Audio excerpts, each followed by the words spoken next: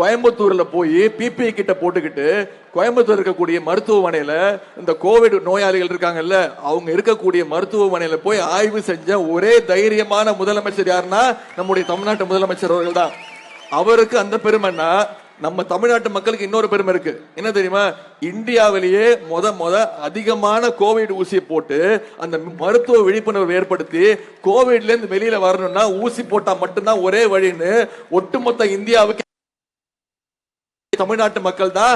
அந்த பெருமை உங்களுக்கு தான் சேரும். அப்ப கடும் நிதி நெருக்கடி எல்லாம் என்ன சொன்னாங்க, எந்த திட்டத்தை நம்ம நிறைய தேர்தல் வாக்குறுதி கொடுத்திருந்தோம், திமுக ஆட்சி வந்துருச்சு, ஆனா எந்த தேர்தல் வாக்குறுதி இவங்களால நிறைவேற்ற முடியாதுன்னு சொன்னாங்களா இல்லையா? ஆனா நம்முடைய தலைவர் அவர்கள் முதலமைச்சராகி முதல் கையெழுத்து 5 கையெழுத்து போட்டாரு. அதுல முதல் கையெழுத்து என்ன கையெழுத்துமா போட்டாரு? மகளிருக்கு கட்டணம் இல்லா பேருந்து வசதி திட்டத்தை கொடுத்தாரா இல்லையா? உபயோகப்படுத்துறீங்களா இல்லையாமா? அதாவது ஒரு திட்டத்தை ஆண்கள் மகளிர் கிட்டதான் கத்துக்கணும். ஒரு திட்டத்தை அரசு அறிமுகப்படுத்துறது பெரிய விஷயம் இல்ல, அதை எத்தனை பேர் அதிகமா உபயோகப்படுத்துறாங்களோ அதுதான் அந்த திட்டத்துடைய வெற்றி.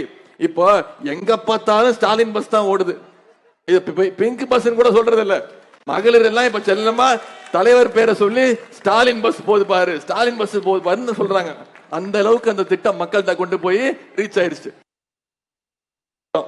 புதுமை பெண் அப்படின்னு ஒரு திட்டம், இங்க இத்தனை மகளிர் வந்திருக்க, ஆண்களுக்கு நிகரா மகளிர் வந்திருக்கீங்க.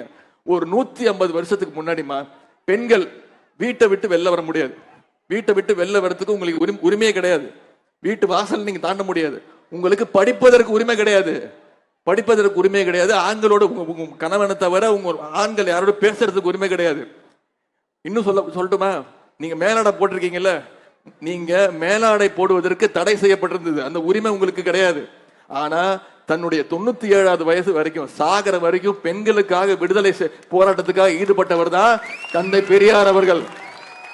பெண்களுக்காக பல திட்டங்களை, பெண்கள் முன்னேறணும்னு பல திட்டங்களை கொண்டு வந்தவர் தான் பேரறிஞர் அண்ணா அவர்கள். பெண்களுக்கு சொத்துல சம உரிமை கொடுத்தது யாரு? டாக்டர் கலைஞர் அவர்கள். அவர் வழியில வந்த நம்முடைய தலைவர் அவர்கள் என்ன பண்ணாரு?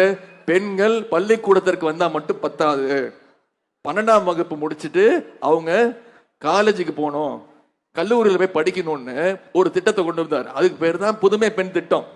பெண்கள் அரசு பள்ளியில படிச்சு 12ஆம் வகுப்பு வரைக்கும் படிச்சு காலேஜுக்கு படிக்க போனா, அது அரசு கல்லூரியா இருந்தாலும் சரி தனியார் கல்லூரியா இருந்தாலும் சரி, அவங்களுக்கு கல்வி ஊக்கத்தொகையாக மாசம் 1000 ரூபாய் அவங்களுடைய வங்கி கணக்குல வைப்பு தொகையாக வைக்கப்படுகின்றது. இப்போ இந்த திட்டத்தின் மூலம் கிட்டத்தட்ட 3 லட்சம் மாணவிகள் பயன்பெற்று இருக்கிறாங்க. இப்ப பார்த்தா ஆண்களை விட பெண்கள் அதிகமா காலேஜுக்கு போக ஆரம்பிச்சிட்டாங்க. இந்தியாவில பெண்கள் படிக்க போறாங்கல்ல, காலேஜ் படிக்க போறாங்கல்ல, ஒட்டுமொத்த இந்தியாவோட சதவீதம் எவ்வளவு தெரியுமா? வெறும் 23%. ஆனா தமிழ்நாட்டில் எவ்வளவு தெரியுமா? தமிழ்நாட்டில் எத்தனை பெண்கள் தெரியுமா படிக்க போறாங்க? கிட்டத்தட்ட 2 மடங்கு அதிகம், 54% பெண்கள் தமிழ்நாட்டில் படிக்க போறாங்க. இதுதான் திராவிட முன்னேற்ற கழகம், இதுதான் தந்தை பெரியார், பேரறிஞர் அண்ணா, முத்தமிழர் கலைஞர், நம்முடைய தலைவர் செஞ்ச சாதனை. இப்போ பெண்கள் அதிகமா காலேஜுக்கு போக ஆரம்பிச்சிட்டாங்க, ஆண்களை விட அதிகமா. இந்த முறை தலைவர் சட்டமன்றத்தில் அறிவிச்சிட்டார், பெண்கள் மாதிரியே இனிமே மாணவர்களும் பள்ளிக்கூடத்தை முடிச்சுட்டு 12ஆம் வகுப்பு முடிச்சுட்டு கல்லூரிக்கு போனா தமிழ் புதல்வன் அப்படின்னு ஒரு திட்டம். அதன் மூலம் அவங்களுக்கு கல்வி உரிமை தொகை மாசம் 1000 ரூபாய் அவங்களுடைய வைப்பு தொகையில வைக்கப்படும். கணவன் மனைவி 2 பேருமே சீக்கிரம் எந்திரிச்சு 7 மணி 8 மணி வேலைக்கு போன பெற்றோர்கள் நிறைய பேர் இருக்காங்க. அவங்க காலையில 7 மணிக்கு எந்திரிச்சு அவங்களால குழந்தைக்கு சமைக்க முடியாது, சாப்பாடு சமைக்க முடியாது. இருந்தாலும் வெறும் வயத்துல அமுச்சு விட்டுருவாங்க. நேரம் ஆச்சுன்னு நீ இப்போ பள்ளிக்கூடத்துக்கு போ, மத்தியானம் வந்து சாப்பாடுன்னு அமுச்சிருவாங்க. ஆனா வேலைக்கு போய் என்ன நினைச்சிட்டு இருப்பாங்க? தன்னுடைய குழந்தைய பத்தியே தான் நினைச்சிட்டு இருப்பாங்க. இவனை வெறும் வயத்துல இவன் சாப்பிட்டானா, தூங்கிட்டானா, மயக்கம் போட்டு விழுந்துட்டானா, கிளாஸ் ரூமுக்கு போனானா, படிச்சானா அப்படின்னு அதே நினைப்புல இருப்பாங்க. அதை போக்குறதுக்கு கொண்டு வந்த திட்டம் தான் முதலமைச்சருடைய காலை உணவு திட்டம். 31,000 அரசு பள்ளிகள்ல 17 லட்சம் மாணவர்கள் தினமும் திங்கள் முதல் வெள்ளி வரை நீங்க பள்ளிக்கூடத்துக்கு குழந்தைங்க வந்தா போதும், முதல்ல உனக்கு தரமான உணவு, அதன் பிறகு கல்வி.